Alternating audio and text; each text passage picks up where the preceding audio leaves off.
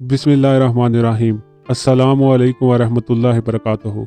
आज हम आपको बताएंगे कि तैयबा गुल कौन है और ये नैब के चेयरमैन जस्टिस जावेद इकबाल पे कौन कौन से इल्ज़ामात लगा रही है और इसके साथ ही इमरान खान साहब पे कौन कौन से इल्ज़ाम लगा रही है और इसमें जियो टीवी का शर्मनाक किरदार, उसके बारे में भी आपको सारी चीज़ें तफसील के साथ बताएंगे।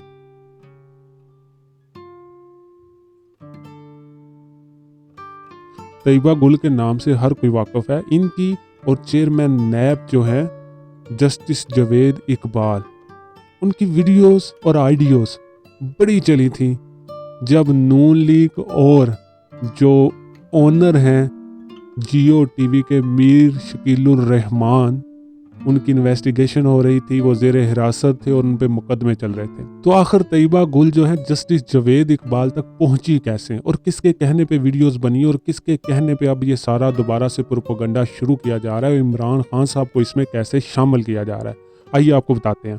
तैयबा गुल पे और उनके खामन पे 2 करोड़ रुपए का मुकदमा हुआ था गबन का, करप्शन का।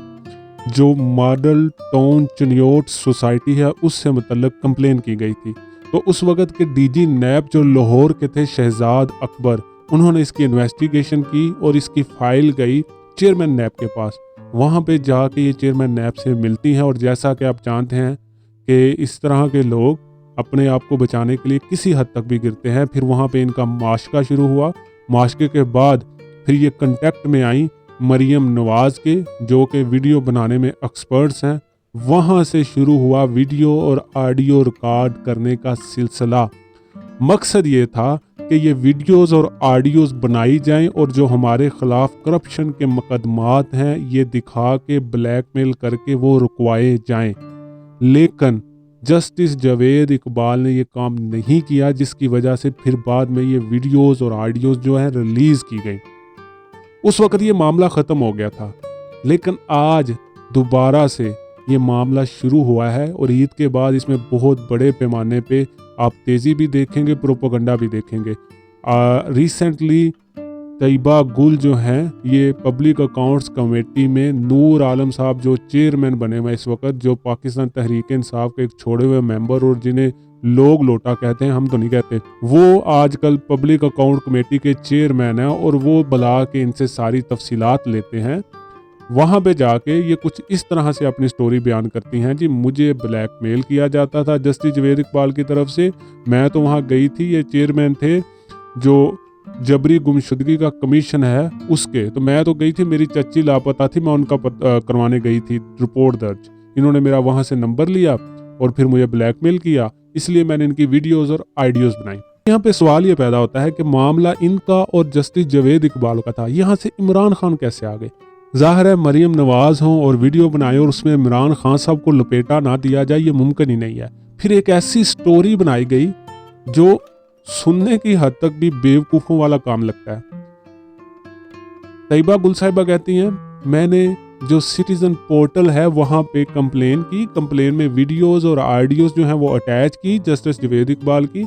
उनको वज़ीर आज़म के प्रिंसिपल सेक्रेटरी आज़म खान देखते हैं, वो मुझे वज़ीर आज़म हाउस बुलाते हैं और मुझसे वो सारी वीडियोज़ और वो सारी चीज़ें ले लेते हैं। फिर ये तहरीक इंसाफ वाले वो वीडियोज़ यूज़ करके अपने केस बंद कराते हैं। भाई उस टाइम को उन पे केस चल ही नहीं रहा था, बंद कहाँ से उन्होंने करवाना था? कुछ तो थोड़ा सा होमवर्क अगर कर लो तो ये बातें थोड़ा सोच के करो कि उस वक्त उन पे कोई केस था ही नहीं, तो केस बंद कैसे होगा? उस वक्त तो अभी उनकी गवर्नमेंट थी। अब सवाल ये पैदा होता है कि ये मामला अब दोबारा से क्यों उठाया जा रहा है? असल में मसला ये है कि ये जियो टीवी और मरियम नवाज़ मिलके उन सब लोगों से इंतकाम लेना चाहते हैं जिन्होंने इनके खिलाफ कार्रवाई की, करप्शन के केस निकाले, दुनिया को इनके बारे में पता चला। यही वजह है कि आजकल ये बाहर कभी भी किसी जगह पे पब्लिक प्लेस पे बैठ के खाना नहीं खा सकते, लोग इनको चोर चोर कहते हैं। मीर शकीलुर रहमान जिस पे 54 प्लाटों की गैर कानूनी अलाटमेंट का मुकदमा चल रहा था, ज़ाहिर है उसने भी तो किसी से अपना इंतकाम लेना है। तो आजकल मेरे ख्याल से ये जियो टीवी वाले को अपना नाम बदल के मुस्लिम लीग नून का निजी विंग रख लेना चाहिए। आप इनका कोई भी बयान उठा के देखिए, आप इनका कोई भी प्रोग्राम देखिए, कोई भी ट्वीट देखिए, उसमें ہمیشہ پاکستان تحریک انصاف اور خاص طور پہ عمران خان کو سیدھا سیدھا ٹارگٹ کیا جاتا ہے اور ان کے خلاف جو ہے وہ غلط زبان یوز کی جاتی ہے۔ اصل میں یہ دوبارہ سے ایک بیانیہ بلڈ کرنے کی کوشش کی جا رہی ہے کہ جتنی بھی کارروائی کرپشن کے کیسز میں ہمارے خلاف ہوئی وہ تو ہم نے کی نہیں تھی جی، وہ تو یہ ویڈیوز کی وجہ سے انہیں بلیک میل کر کے ہمارے خلاف کارروائی کی جا رہی تھی جی۔ میر شکیل الرحمان تو بڑے ہی صاف ستھرے اور دھلے ہوئے ہیں نا، صرف سے دھو کے انہیں نکالا گیا ہے، تو ان پہ تو کرپشن کا کوئی داغ ہے ہی نہیں۔ وہ 54 پلاٹ تو ان کے پاس خود بخود ہی آ گئے، انہیں تو پتہ بھی نہیں تھا کون ان کی الاٹمنٹ کروانے والا ہے۔ تو یہ سارے صحافی، آپ سلیم صافی کو دیکھیے حج پہ ساتھ گئے ہوئے تھے، آپ سلیم صافی اور حامد میر کو دیکھیے، جتنی یہ لوٹوں کی میٹنگ ہو رہی تھی اس وقت جس میں پیسے طے ہوتے تھے وہاں پہ یہ ساتھ بیٹھے ان کی تصویریں وائرل ہو رہی ہوتی تھیں۔ آپ شہزیب خان زادہ کو دیکھیے، وہ ٹی وی چینل جس پہ 5 سیکنڈ کی مشہوری دینے کے لیے کروڑوں روپیہ دیا جاتا ہے، وہاں پہ ایک لڑکی کو بٹھا کے، عورت کو بٹھا کے 30 منٹ تک اس کا انٹرویو چلایا جاتا ہے جو پری پلان ہے۔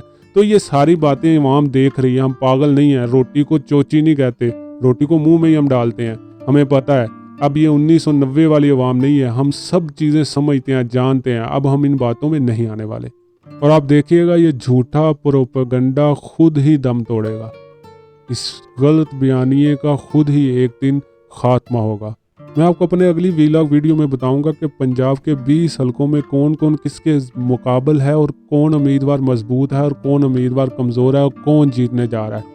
تو اپنا خیال رکھیے گا، اپنے گرد و نواح کا بھی۔ اللہ حامی و ناصر۔